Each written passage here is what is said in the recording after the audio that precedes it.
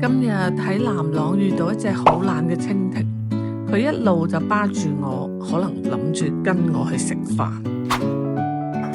Hello， 大家好，今日過嚟食一間中山嘅老店，係本地人先會過嚟嘅。你哋間店開咗幾耐啊，老闆娘？你都唔知啊？20幾年啊？好。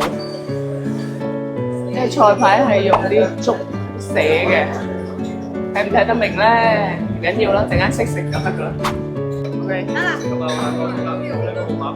好，點咗餸啦，而家就過嚟對面呢啲集裝箱嗰度坐，之前都冇呢啲位，係感覺好厲害咁。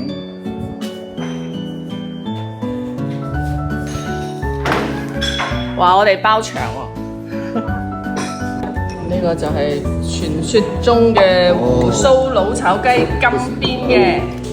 嗱，因為佢係放咗糖炒嘅，所以喺出邊咧，你食到佢係特別甘香脆口，但係裏邊咧就特別嫩滑咗。我嚼一嚿俾大家睇下。我哋喺集裝箱裏邊食嘅呢個雞胸肉，金黃色嘅雞胸肉，咁樣，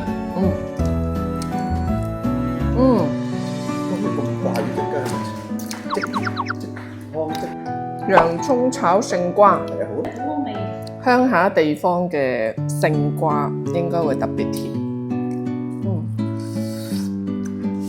頭先我哋食嗰啲雞就係呢啲啦，哇！好多啊！呢個就係傳說中嘅鬍鬚佬啦。好，我哋已經食飽啦，耶！3個人食咗一隻雞，一碟瓜。記得點讚關注哦。